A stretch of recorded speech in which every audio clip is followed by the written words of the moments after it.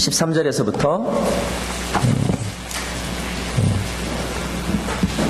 26절까지의 말씀 제가 봉독하도록 하겠습니다. 너희 하나님 여호와를 경외하고 그분만을 섬기고 그 이름을 두고 맹세하라. 너희는 다른 신들을 곧 내 주변의 민족들이 믿는 신들을 따르지 말라. 너희 가운데 계시는 너희 하나님 여호와는 질투하시는 하나님이시니 그분의 진노가 너희에게 일어나서 그분께서 너희를 그 땅의 지면에서 멸망시키실 것이다. 너희는 마사에서처럼 너희 하나님 여호와를 시험하지 말라. 너희 하나님 여호와의 명령과 그분이 너희에게 주신 그 증언을 반드시 지키도록 하라. 여호와께서 보시기에 옳고 좋은 것을 하라. 그러면 너희가 잘되고 여호와께서 너희 조상들에게 맹세로 약속하신 그 좋은 땅에 들어가 그것을 차지하고 여호와께서 말씀하신 대로 너희 모든 원수들을 쫓아내실 것이다. 장차 너희 아들들이 너희에게 우리 하나님 여호와께서 아버지께 명령하신 증거와 규례와 법도의 뜻이 무엇입니까? 하고 물으면 그에게 이렇게 말하라. 우리는 이집트에서 바로의 종들이었다. 그러나 여호와께서 강한 손으로 우리를 이집트에서 이끌어내셨다. 여호와께서 우리 눈앞에서 크고 두려운 이적과 기사를 이집트와 바로와 그 온 집안에 내리셨다. 그러나 여호와께서는 우리를 거기서 인도해 나오게 하시고 우리 조상들에게 맹세로 약속하신 그 땅에 불러들여 차지하게 하셨다. 여호와께서는 우리에게 그 모든 규례를 지키고 우리 하나님 여호와를 경외하라고 명령하셨다. 이는 우리가 항상 번창하고 오늘과 같이 우리를 살아있게 하시기 위함이었다. 그리고 우리가 그분이 우리에게 명령하신 대로 우리 하나님 여호와 앞에서 이 율법을 삼가 지키면 그것이 우리의 의로움이 될 것이다. 아멘. 한 번 더 기도하겠습니다.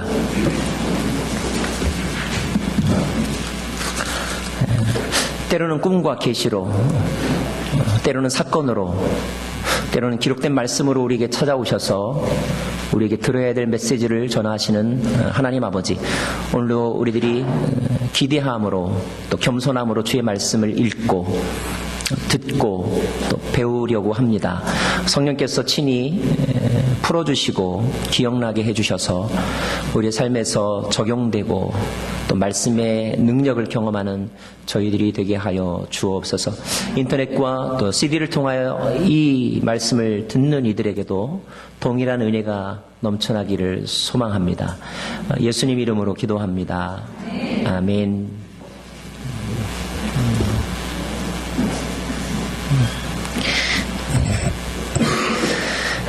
살면서 우리가 갖는 고민은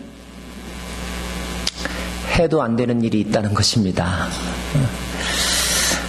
열심히 하고 열심히 노력한 만큼의 결과가 나오면 얼마나 좋겠습니까마는 잘 살고 싶고 또 다른 사람들도 잘 살기를 소망하고 잘 살기 위해서 열심히 노력하고 최선을 다하는데 그러나 결과는 그렇지 않을 때가 있다는 거죠.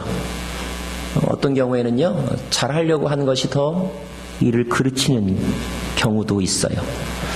노력하지 않아서도 아니고 정성이 부족해서도 아닌데 왜 그럴까? 둘 중에 하나일 것입니다. 능력의 한계 때문이거나 아니면 방법이 잘못되었거나 최선을 다해도 방법, 즉 노하우를 모르면 그렇죠? 접근 방식이 틀리면 모든 것이 헛수고가 되죠. 성경은 우리에게 형통한 삶을 살라고 격려하기도 하시지만 우리에게 형통한 삶을 사는 노하우를 가르쳐주는 책이기도 합니다. 오늘도 우리는 그 말씀 속에서 삶을 살아가는 복된 삶을 살아가는 지혜의 방법들을 터득하기를 원하는데요. 말씀을 한 구절씩 우리가 살펴보면서 그 교훈을 배우기를 원합니다. 먼저 13절 말씀 저와 여러분 한 번 더 다시 읽기를 원합니다. 13절, 14절 말씀 읽겠습니다. 시작. 너희 하나님 여호와를 경외하고 그분만을 섬기고 그 이름을 두고 맹세하라. 너희는 다른 신들을 곧 내 주변의 민족들이 믿는 신들을 따르지 말라. 직장을 잡는 사람은 좋은 사장을 만나는 것이 복이겠죠. 주인을 잘 만나야 합니다. 대통령을 잘 만나야 하죠. 지도자를 잘 만나야 하는 것처럼 우리의 영적인 삶이 잘 되려면 신을 잘 만나야 합니다.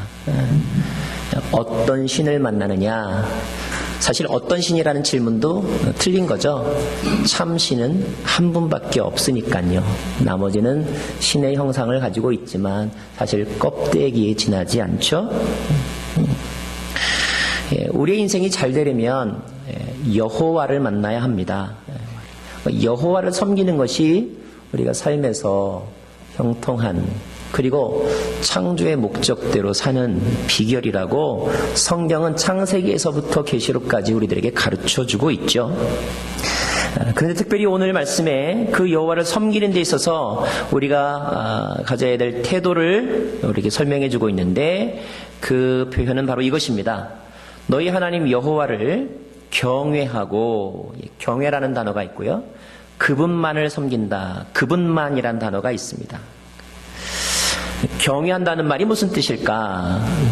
얼마 전에 우리 이영표 선수 왔다 갔는데요. 이영표 선수 그 개인 홈페이지가 있어요. 싸이월드도 있고 페이스북도 있고 블로그도 있고 그 소속 팀에서 만들어준 홈페이지도 있는데 싸이월드를 가보면 이른바 대문글이라는 게 있습니다. 그 제일 초기 화면에 이렇게 써있는 글이 있는데 그 대문글이 이렇게 되어 있어요. 하나님께 효도하자. 하나님께 효도하자가 그의 영적 가치관이에요. 좌우명이라는 거죠. 개인적으로 얘기하는 가운데 그가 이런 얘기 하더라고요.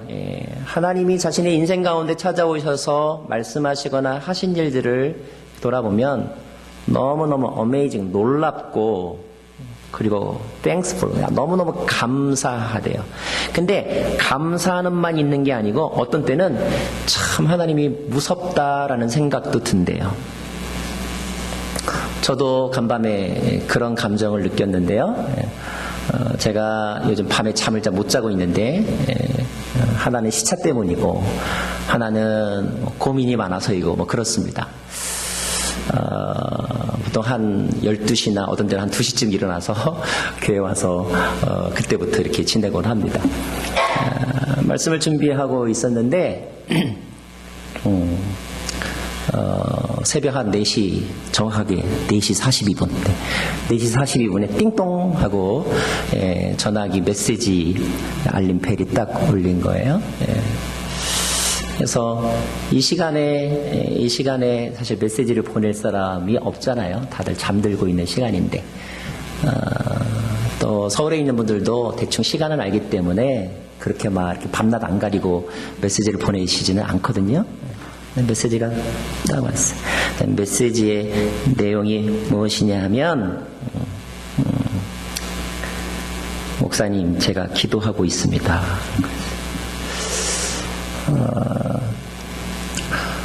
우리가 늘 하는 말일 수도 있죠.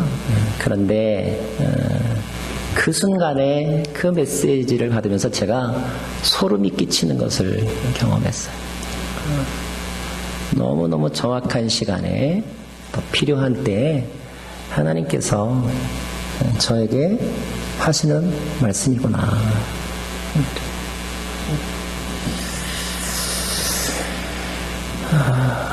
하나님이 너무너무 좋으면서도 하나님에 대한 어떤 두려움, 거룩한 두려움을 갖는 것, 이것이 바로 경외라는 단어입니다. 경외.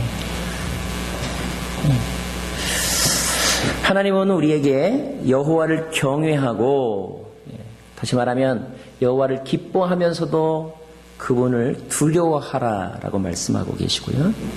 그리고 그분만을 섬기라고 말씀하십니다. 이것이 형통한 삶의 비밀이라는 거예요.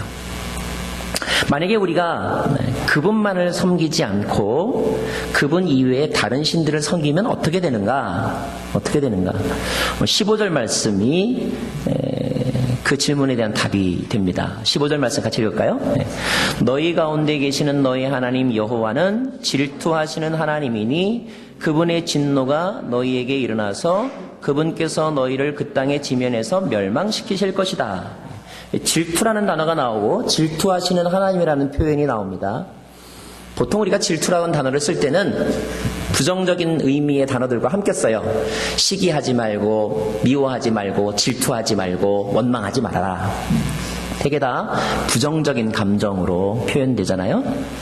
그런데 이 부정적인 단어가 오늘 하나님과 서로 매칭이 되어서 하나님은 질투하는 하나님이다 이렇게 기록되어 있어요. 하나님도 이런 나쁜 생각을 가지시는가?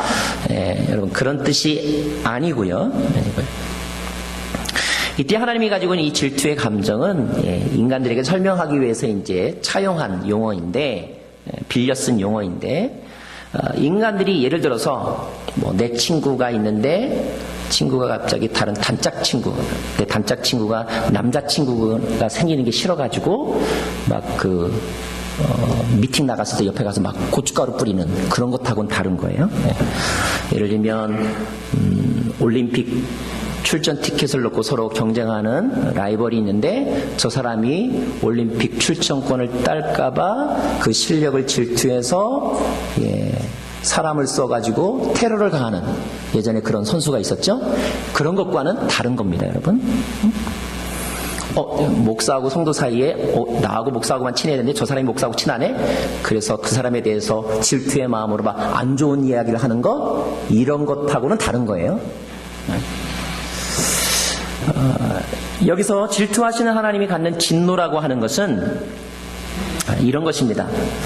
언약 관계에 있는 배우자가 그 언약의 신실함을 깨트리고 다른 사람에게 몸과 마음을 줄 때 거기에 대해서 화가 나는 것, 이것이 하나님의 질투인 거예요. 핵심 기술을 다루는 직장에서 그 직책에 있던 사람이 경쟁 회사에게 돈을 받고 그것을 팔아넘겼을 때, 아니면 몰래바이트를 했을 때 그 일에 대해서 직장의 최고 책임자가 분노하는 것, 이것이 오늘 질투하시는 하나님의 진노와 비슷한 개념입니다.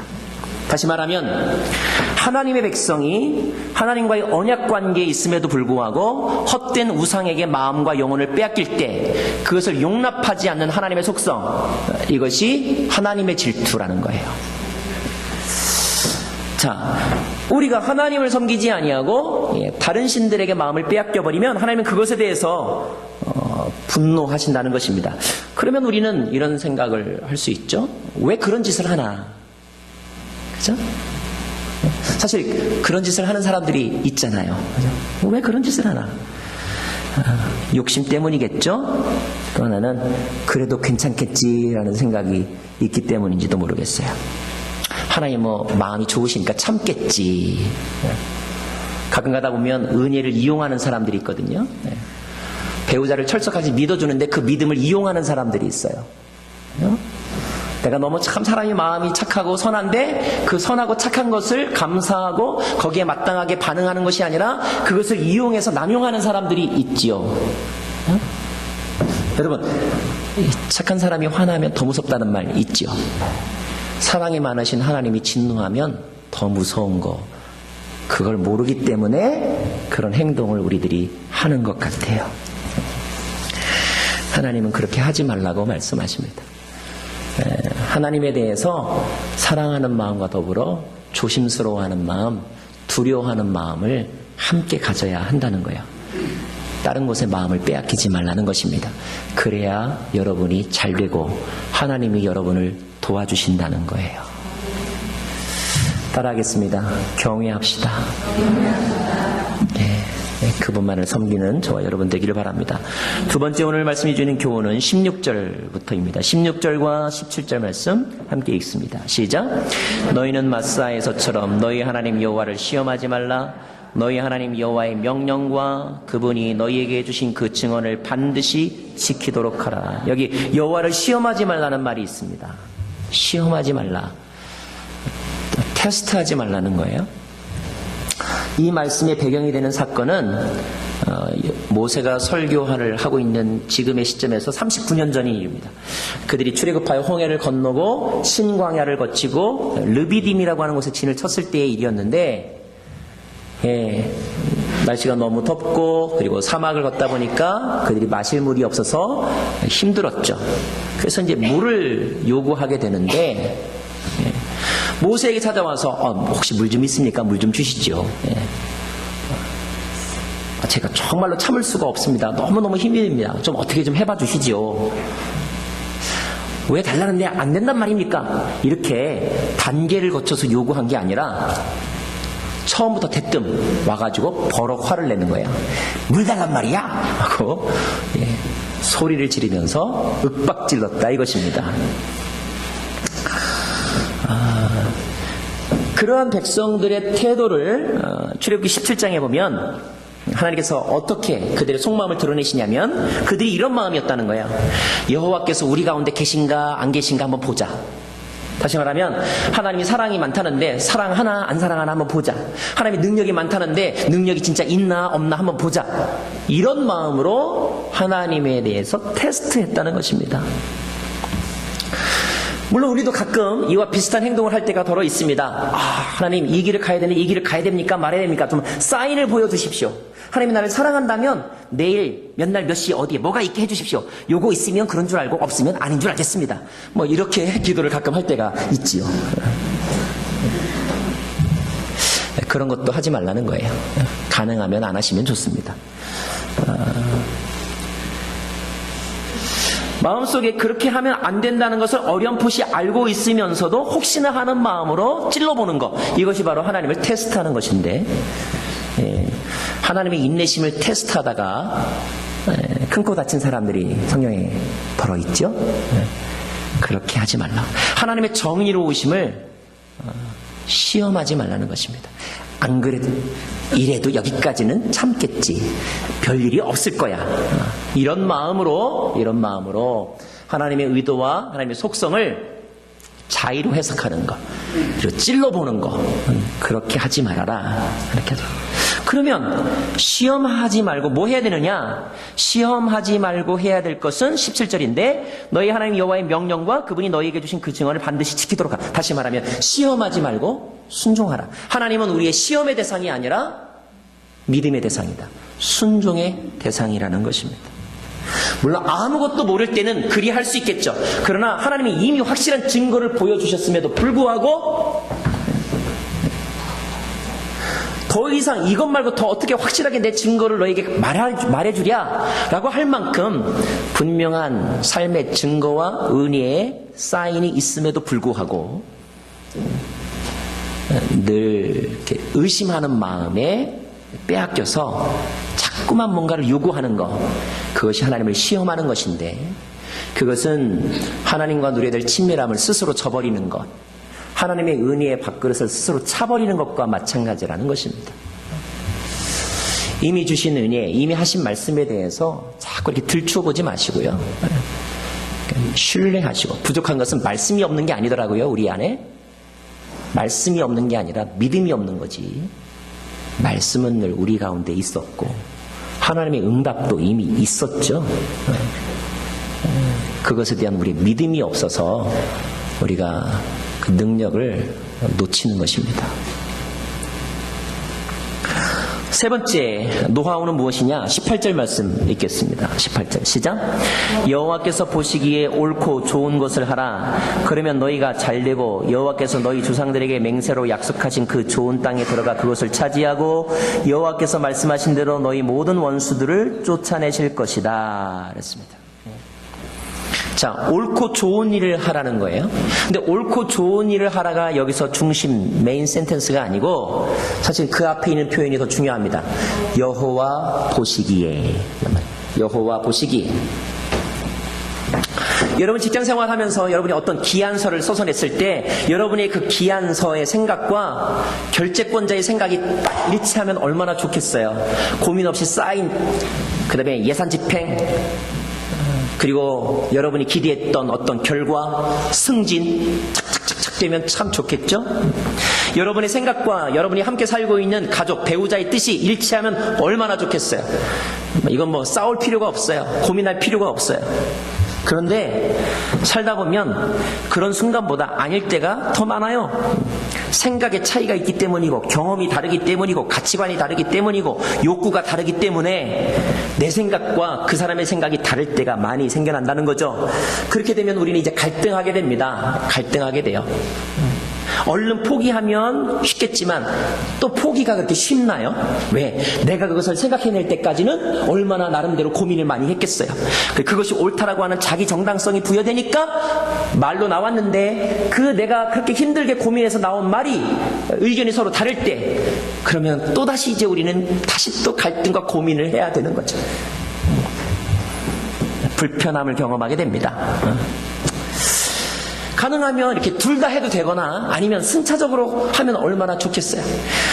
나는 짜장면이 먹고 싶은데 부장님은 짬뽕이 먹고 싶다. 그러면 짬짜면을 먹자. 뭐 이러면 얼마나 좋겠어요. 그런데 그런 경우도 있지만 그러나 어떤 때는 결국 하나만 해야 될 때가 있지요. 그러면 우리는 선택해야 됩니다. 아예 갈라서거나 각자 다른 길을 가거나 아니면 하나를 포기하거나. 자, 그러면 누구의 생각대로 해야 되느냐 하는 거예요. 사장님하고 사원하고 생각이 다르면 결과적으로 누구의 생각대로 해야 되는 거예요? 사장님 생각대로 해야 되겠죠. 선생님하고 제자하고 생각이 다르면 결국 궁극적으로 나중에 가서는 누구의 생각대로 해야 되겠어요? 선생님의 생각대로. 뭐 그 제자 관계를 끊지 않으려면 그런 거겠죠. 하나님이 말씀하시는 거예요. 그래, 옳고 좋은 일을 해야지. 그래, 너도 옳고 좋은 일이라고 생각했으니까 여기까지 와서 말한 거겠지. 자기를 부정하면서 막 강조하는 사람은 없거든요. 자기도 옳다고 생각하기 때문에 이야기를 하는 것입니다. 그런데 오늘 말씀이 기록되기를 여호와 보시기에 옳고 좋은 일을 하라 기록하고 있는 거죠. 왜 여호와 보시기에 옳고 좋은 일을 해야 되는가? 그것은 나보다 그분의 생각이 옳기 때문이죠. 그분의 생각에 가치가 있기 때문입니다. 그 길이 살 길이기 때문이라는 거예요.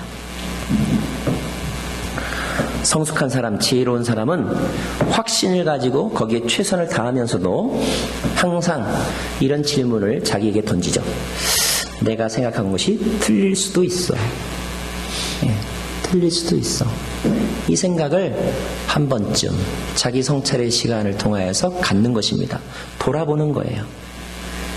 내가 다 맞는 것이 아닐지도 몰라. 이런 마음을 가져야 듣는 마음이 생기는 거죠. 사실 우리가 경험해보면 그때는 옳은 줄 알았는데 지금 와서 생각해보니까 틀렸던 선택들이 얼마나 많습니까? 그렇죠? 똑같은 실수를 지금도 우리가 하고 있는지도 모르겠어요. 하나님은 그럴 때 뭐라고 말씀하시냐면 너의 관점에서만 보려고 하지 말고 너를 좀 분리시켜서 하나님의 눈으로 너를 한번 내려다보라 이렇게 말씀하시는 거예요. 이것이 하나님 보시기에 옳은 일, 하나님 보시기에 좋은 일을 하라는 뜻입니다. 적어도 믿음의 사람들은 하나님이 기뻐하시지 않는 일을 하면 내 안에서 선한 양심이 반응하죠. 그래서 마음이 막 불편합니다. 순종하면 평강이 오는데 평강이 오지 않는 이유는 뭔가 지금 이렇게 안 맞기 때문에 불편해지는 거거든요. 자, 그럼에도 불구하고 이런저런 이유를 대면서 자기가 원하는 것을 하려고 합니다. 그러다 보니까 무리수를 쓰게 되고 억지를 부리게 되죠. 다른 사람은 다 아니라고 하는데 본인만 그렇다고 합니다. 그리고 본인만 그렇다고 말한 그것을 정당하기 위해서 그때부터는 이제 귀를 닫아버리죠. 그러다가 큰 것, 정말로 중요한 것을 잃게 되는 경우가 참 많습니다. 저는 요즘 하나님이 무엇을 더 좋아하실까 라고 하는 것을 가지고 고민하고 또 기도하고 또 기도합니다. 그것이 쉽게 이렇게 분별되는 경우도 있지만 애매한 경우들도 있거든요. 그렇게 고민할 때 제가 받은 전화 메시지가 새벽 4시 42분에 온 메시지였어요. 그렇게 고민하고 그렇게 기도하고 결정을 해도 뭔가 부족함이 있을 거예요. 왜? 우리는 또 인간이니까. 그러나 여러분, 한 가지 중요한 것은 어떤 일을 결정함에 있어서 하나님 보시기에 하나님의 눈으로 하나님의 가치관으로 결정하려고 하는 그 과정, 그 고민, 그 기도의 무릎 꿇음을 하나님께서 기뻐하신다는 거예요. 하나님은 상하고 통해하는 심정을 좋아하신다고 성경에 기록되어 있지 않습니까? 완벽하지 않은 우리가 어찌 완벽한 결정을 할 수 있겠습니까? 실수하고 최선을 다해도 안 되는 것들이 많이 발생하죠. 그럼에도 불구하고 오늘 말씀처럼 그래도 하나님의 마음에 합한 결정을 하기 위해서 무릎 꿇는 거, 듣는 거, 고민하는 거. 그때 하나님께서 하신 말씀이 이거예요. 여호와는 중심을 보신다 하는 거죠. 로마서 12장 2절 말씀 같이 한번 보기를 원합니다. 함께 읽습니다. 시작. 여러분은 이 세대를 본받지 말고 오직 마음을 새롭게 함으로 변화를 받아 하나님의 선하시고 기뻐하시고 온전하신 뜻이 무엇인지 분별하도록 하십시오. 그렇습니다. 다윗이 이스라엘 역사에 있어서 위대한 사람으로 칭찬을 받는 것은 다윗의 삶이 도덕적이어서도 아니었고 그의 가정에 수치스러운 일이 없어서도 아니었죠.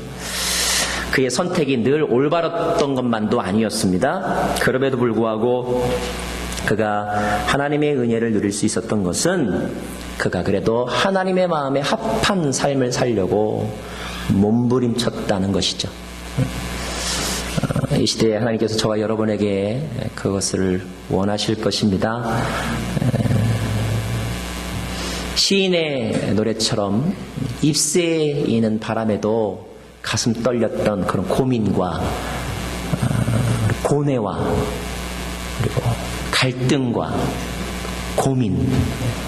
사실은 고민 없이 순종하면 더 좋고요.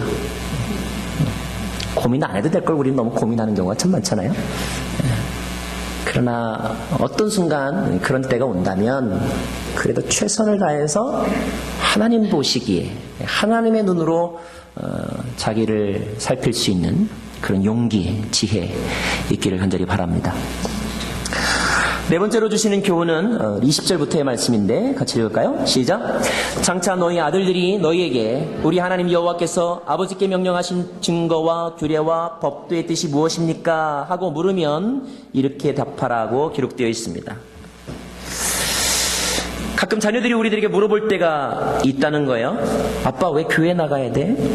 아 이번에 황금 연휴인데 우리 놀러 가자. 꼭 교회 가야 돼? 아니면 또 여기까지 와서 또 교회 가야 돼? 이렇게 우리에게 물어볼 때가 있다는 거예요. 왜 하나님을 믿어야 하는지, 하나님의 말씀대로 순종해야 하는지 그렇게 질문할 때 그 자녀들에게 말할 것을 하나님께서 가르쳐 주십니다. 그것을 가르쳐야 너희들의 삶이 형통케 된다는 거예요. 자, 그럼 무엇을 가르쳐 주느냐? 21절 말씀 같이 읽을까요? 21절 시작.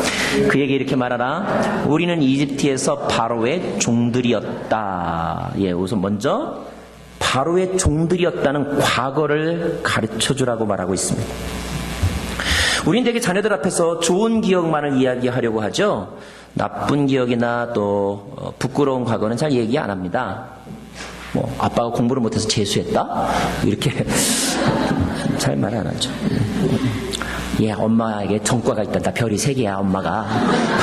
이렇게 말하는 부모는 없어요. 그럼에도 불구하고 예, 아주 드물게 자기의 과거의 부끄러운 일들을 말할 때가 있습니다. 어떤 때 말하냐? 그 과거를 이용하여 자기의 이익을 추구할 때.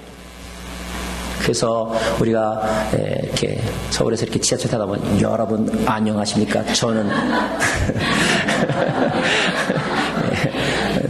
감옥에 몇 번 갔다 왔고 막 그러면서 이제 그건 뭡니까? 자기의 그 과거를 이용해서 뭔가 이익을 얻으려고 할 때 필요가 있을 때 그렇게 얘기를 하죠.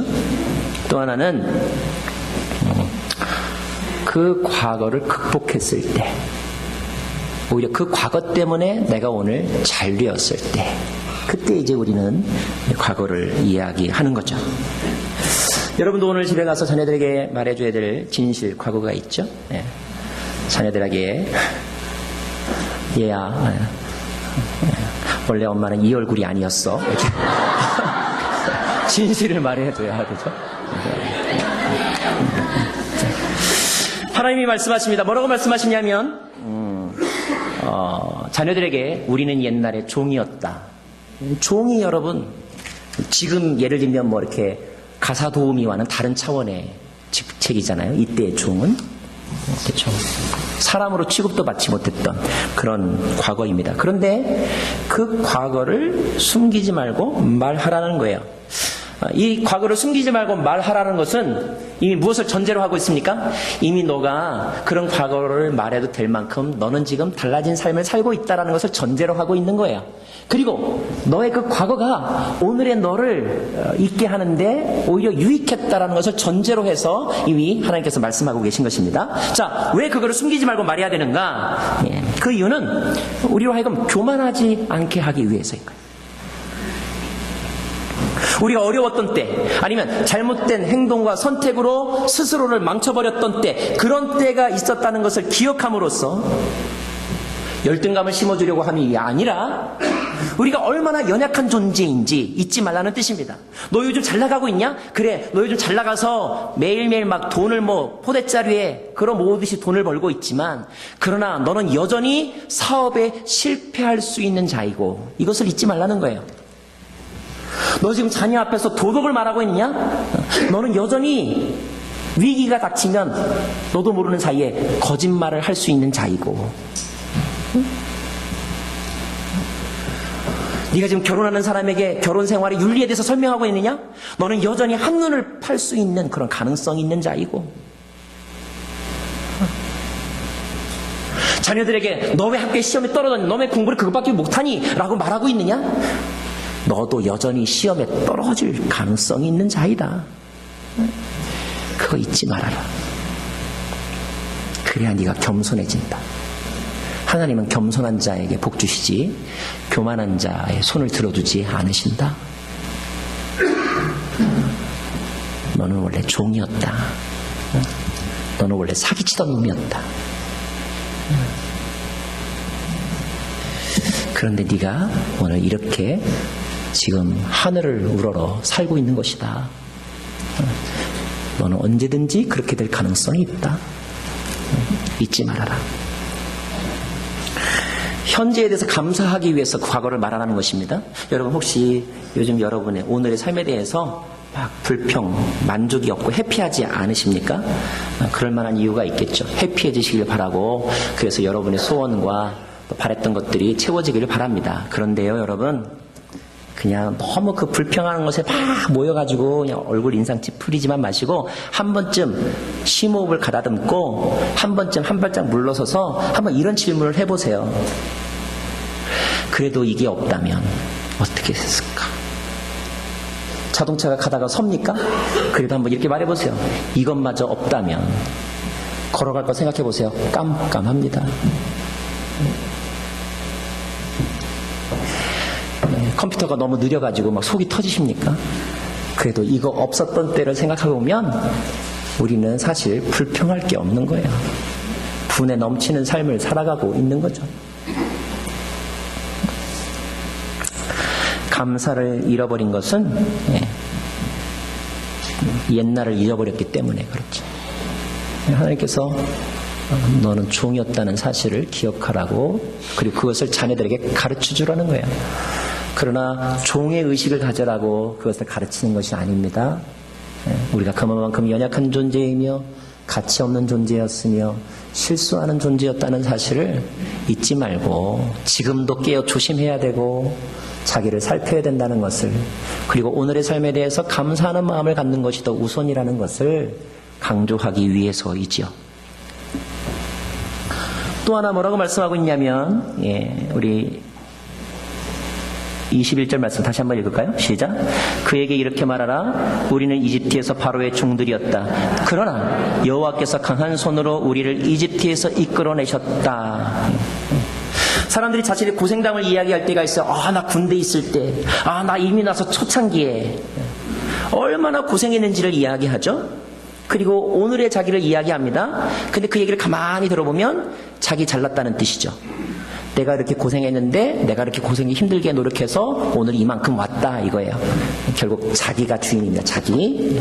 근데 하나님은 뭐라고 말씀하시냐면 그러한 삶에서 오늘 이렇게 변화된 것은 하나님의 은혜 때문이었다. 하나님의 능력 때문이었다. 하나님의 능력이 너의 삶에 너를 변화시키고 너의 인생을 바꿨다는 사실을 잊어버리지 말아라. 그것을 말씀하고 있는 것입니다. 이것은 또 다르게 이렇게도 말할 수 있어요. 자, 오늘도 너의 삶이 지금 너무나 비참하고 불만족스러우냐? 너의 삶도 변할 수 있다. 종이 자유자가 되는 것. 옛날에는 종은 종의 아들은 종이고 종의 아들은 종이었죠. 종은 사람이 아니었어요. 근데 종이 자유자가 되는 것. 이것은 천지가 개벽할 만큼의 큰 일인데 그 일이 가능할 때가 있다. 언제 가능하냐? 하나님이 개입하시면 가능하다. 그러므로 하나님의 능력과 하나님의 은혜와 하나님의 사랑을 너는 기억하라. 아버지, 나 아버지도 지금 네가 보기에 이렇게 슈퍼맨 같아 보일지 모르겠지만 이 아버지도 옛날에 너무너무 보잘것 두려움이 많았던 자였고 하는 일마다 안 돼가지고 떨어졌던 사람이었고 실패했던 사람이었다. 쏘갔던 사람이었다. 근데 어느 순간부터 내가 더 이상 실패하지 않게 되었다. 더 이상 시행착오를 겪지 않게 되었다. 나 자신에 대해서 사랑하는 마음이 생겼다. 옛날에는 늘 술주정뱅이였고 그리고 함부로 말하는 사람이었는데 내가 더 이상 그렇게 되지 않았다. 내가 어떻게 해서 그렇게 되지 않았는지 아니? 하나님이 그 일을 행하셨다. 너의 인생의 답은 하나님에게 있다. 너가 너를 돌아본다고 해서 그 문제가 풀리는 것 아니다. 생각이 많으면 번민이 많을 뿐이다. 너를 생각하지 말고 하나님을 생각해라. 하나님에게 답이 있다. 그 하나님을 경외해라. 24절 말씀 읽겠습니다. 24절 말씀 시작. 여호와께서는 우리에게 그 모든 규례를 지키고 우리 하나님 여호와를 경외하라고 명령하셨다. 이는 우리가 항상 번창하고 오늘과 같이 우리를 살아있게 하시기 위함이다. 그 하나님이 네 편이 되면 얼마나 좋겠느냐. 하나님이 네 편이 아니라 네 원수의 편으로 가면 그게 얼마나 너에게 무서운 일인지 너 아느냐?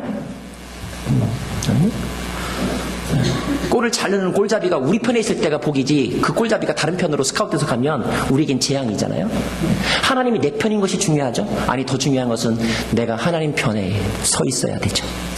네가 하나님 편에 선다는 것이 무엇이냐? 하나님을 경외하는 것이다. 경외란 공경하면서 두려워하는 것이다.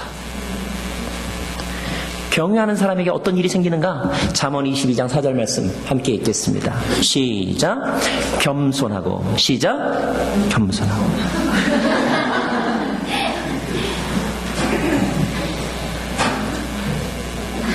겸손하고 준비됐어요?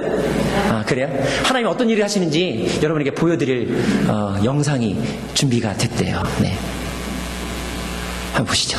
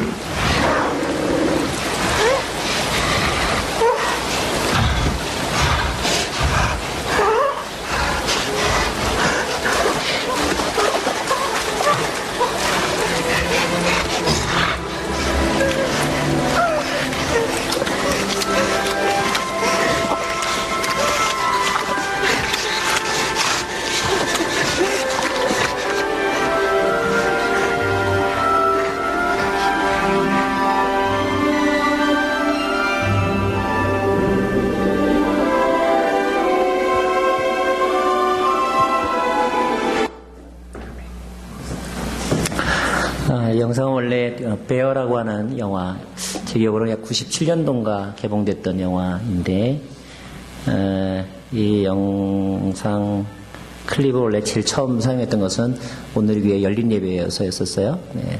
그리고 저도 개인적으로 예배 때 몇 번 사용했는데 요즘에 인터넷에 많이 이렇게 다닌다고 합니다. 메시지는 이것이죠. 어쩌면 우리의 인생은 저 어린 곰과 같이 늘 환난과 생존의 위협 속에 쫓겨다니는 그런 삶이죠. 우리는 그것과 맞서 싸워 이길 수 있는 힘이 없습니다. 그런데 그 삼키려 다가왔던 표음이 자신의 의지를 포기하고 돌아간 것은 등 뒤에서 지켜주는 어미곰 때문이죠. 하나님께서 우리 등 뒤에서 우리를 지켜주시기 때문에 그래서 사단이 우리를 위협하기는 하지만 함부로 할 수 없는 것이죠. 그 하나님을 기억하라는 것입니다.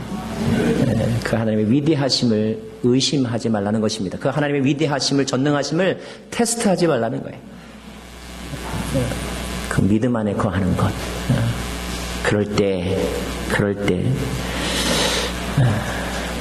번창하게 될 것이고 살아있게 될 것이고 의롭게 될 것이라는 것입니다.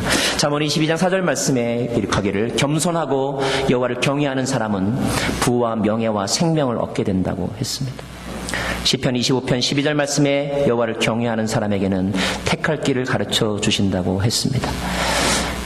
시편 25편 14절 말씀에 여호와께서는 그분을 경외하는 사람에게 친밀감을 가지고 그들에게 언약을 알려주신다고 했습니다. 전도서 12장 13절 말씀 같이 읽겠습니다. 12장 13절 말씀 시작. 모든 것의 결론은 이것입니다. 하나님을 경외하고 그분의 계명을 지킵니다. 이것이 사람의 본분이다. 기도하겠습니다.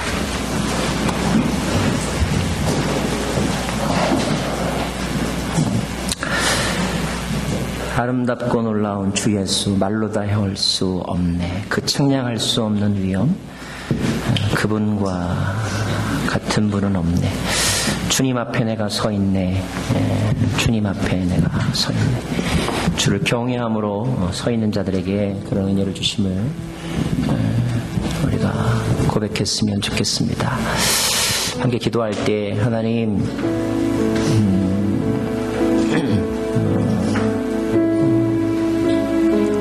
여호와를 경외하며 하나님만을 섬기며 살게 하여 주시고 우리가 원래 종이었던 사실 그러나 그러한 나를 오늘 자유롭게 하신 하나님을 기억하면서 그 능력을 신뢰하는 삶을 사는 것이 우리의 삶의 형통의 비밀이며 또 번성케 되는 것임을 잊지 않게 하여 주십시오. 오늘도 우리의 관심이 문제가 아니라 하나님에게 집중하게 하여 주십시오. 불평이 아니라 감사가 되게 해 주십시오. 두려움이 아니라 용기가 되게 하여 주십시오. 그렇게 우리 스스로를 위해서 함께 기도하기를 원합니다. 함께 기도하겠습니다. 하나님과 자비로우신 아버지 하나님, 감사와 찬양을 주님 앞에 올려드립니다. 영광의 주님께서 우리 가운데 하여 주신다면 하나님을 좀 믿습니다. 주님, 하나님께서 주셔서 선하신